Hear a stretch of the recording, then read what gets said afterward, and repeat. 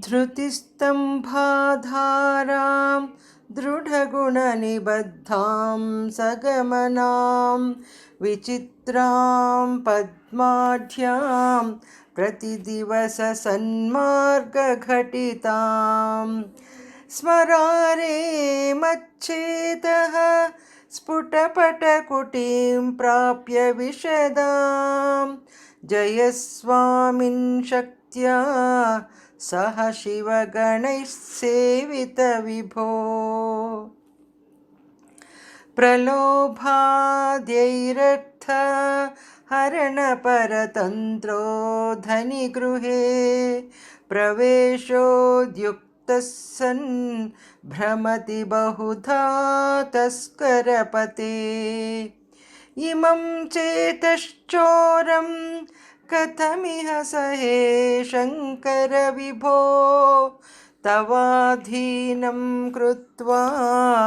मयि निरपराधे कुरु कृपाम् करोमि त्वत्पूजां सपदि सुखदो मे भव विभो विधित्वं विष्णुत्वं दिशसि खलु तस्याः फलमिति पुनश्च त्वां द्रष्टुं दिवि भुवि वहन् पक्षिमृगताम् अदृष्ट्वा तत्खेदं कथमिह सहे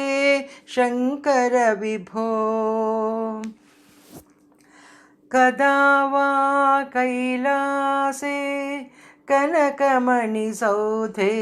सह गणैः वसन् शम्भोरग्रे स्फुटघटितमूर्धाञ्जलिपुटः विभो साम्ब स्वामिन् परमशिव पाहीति निगदन्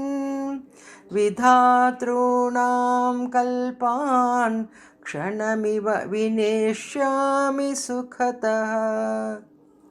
स वै ब्रह्मादीनां जय जय वचोभिर्नियमिनां गणानां केलिभिः मदकलमहोक्षस्य ककुदी स्थितं नीलग्रीवं त्रिनयनमुमाश्लिष्टवपुषं कदा त्वां पश्येयं करधृतमृगं खण्डपरशुं कदा वा त्वां दृष्ट्वा गिरिश तव भव्याङ्घ्रियुगलं गृहीत्वां हस्ताभ्यां शिरसि नयने वक्षसि वहन् समाश्लिष्याघ्राय स्फुटजलजगन्धान् परिमलान् अलभ्यां ब्रह्माद्यैः मुदमनुभविष्यामि हृदये करस्थे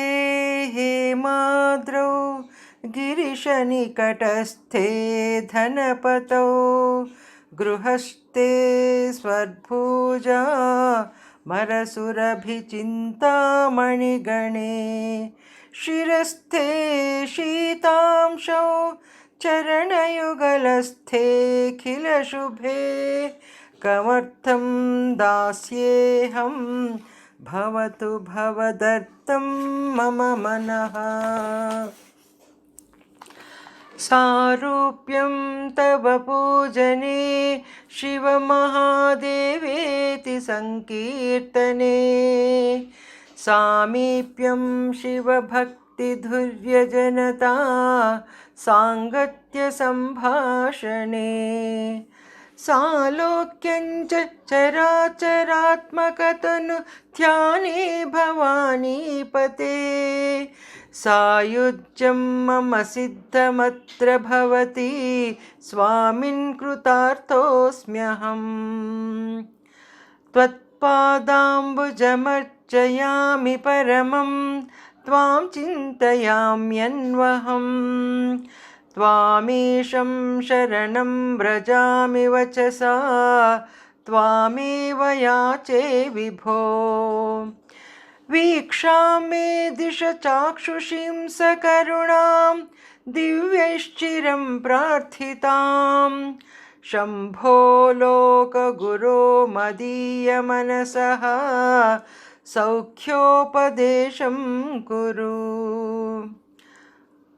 वस्त्रोद्धूतविधौ सहस्रकरता पुष्पार्चने विष्णुता